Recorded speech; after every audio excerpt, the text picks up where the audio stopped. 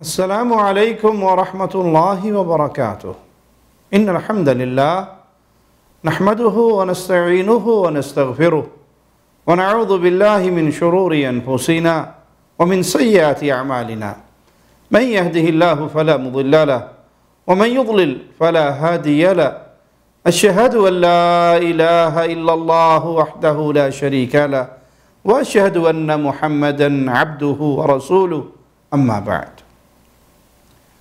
ملحدین کی مثال اس کنویں کے مینڈک کی طرح ہے جس نے اس کنویں کے علاوہ کچھ دیکھا ہی نہ ہو، اس کی کل کائنات وہی کنواں ہے۔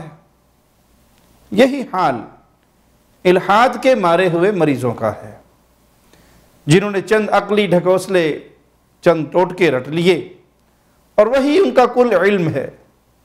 ذات باری تعالی اور دین اسلام پر کمزور اور ردی سوالات کر کے اہل اسلام کے ذہنوں میں شکوک و شبہات پیدا کرنے کی ناکام کوشش کرتے ہوئے نظر آتے ہیں۔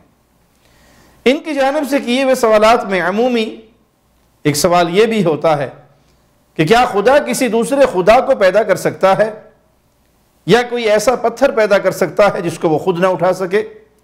حالانکہ یہ بالکل احمقانہ اور جاہلانہ سوال ہے، کیونکہ خالق وہ ہوتا ہے جس کو کسی نے پیدا نہ کیا ہو۔ ہم اس ذات کو الہ مانتے ہیں جو کسی کی پیدا کردہ نہیں ہے، لم یلد ولم یولد، نہ اس نے کسی کو جنا ہے نہ وہ جنا گیا ہے، نہ اس کے ماں باپ ہیں نہ اس کی آل اولاد ہے۔ تو اب یہ سوال کرنا ہی بے وقوفی ہے کہ خدا دوسرے خدا کو بنا سکتا ہے۔ یہ ایسے ہی ہے جیسے کوئی کہے کہ خدا ایسی مخلوق بنا سکتا ہے جو مخلوق ہی نہ ہو۔ اس احمقانہ سوال پہ ہنسا تو جا سکتا ہے لیکن اسے سنجیدگی سے نہیں لیا جا سکتا۔ اس سے اللہ کی قدرت پر کوئی فرق نہیں پڑے گا۔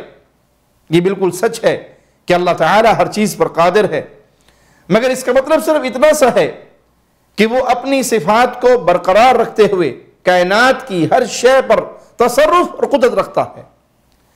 لہذا جب کوئی ملحد اس طرح کا سوال پوچھتا ہے کہ کیا خدا ایسا وزنی اور بھاری پتھر بنا سکتا ہے جسے نعوذ باللہ وہ خود نہ اٹھا سکے، تو اس طرح کا بےہودہ سوال کرنے والا ملحد شاید یہ سمجھ رہا ہے کہ اس نے بہت بڑا تیر مارا اور بہت دور کی کوڑی ڈھونڈ کے لایا، لیکن حقیقت میں زبان حال سے یہ اپنے ہی نظریے کا رد کر رہا ہوتا ہے۔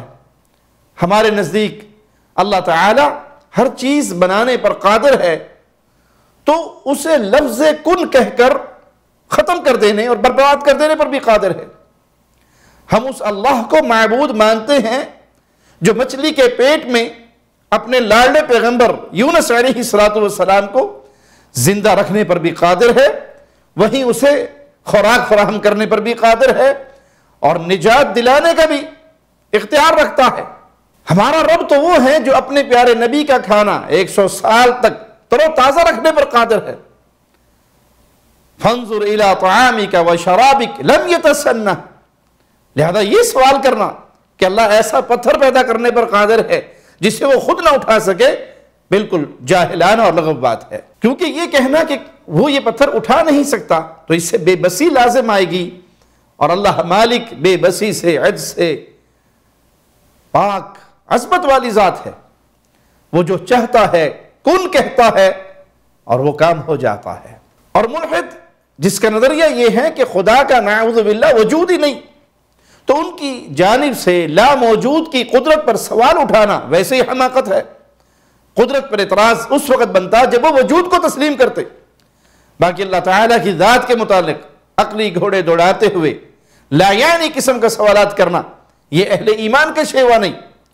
اور اگر ملحدین کی جانب سے ایسے سوالات نہ دہرائے جاتے تو ہم کبھی بھی ذات باری تعالیٰ کے متعلق ایسے الفاظ اپنی زبان سے ادا نہ کرتے، چونکہ یہ لوگ جو منہ میں آئے اللہ کے بارے میں کہہ دیتے ہیں اور اہل مذہب کے دلوں میں شکوک پیدا کرنے کی ناکام و نامراد کوشش کرتے ہیں، اس لیے ان کے ایسے بےہودہ سوالات کا جواب دینا اور ان کو حقیقت کا چہرہ دکھانا وہ ایک ضروری عمل ہے۔ اللہ سے دعا ہے اللہ ہمیں دین اسلام پر قائم رکھے، دین اسلام کا داعی بنا کر رکھے اور اس خدمت کو اپنی جناب میں قبول فرمائے۔ اس حال میں موت دے مولا ہم سے راضی ہو، ہم اپنے اللہ سے راضی ہوں۔ اقول قولی ھذا واستغفر اللہ لی ولکم ولسائر المسلمین۔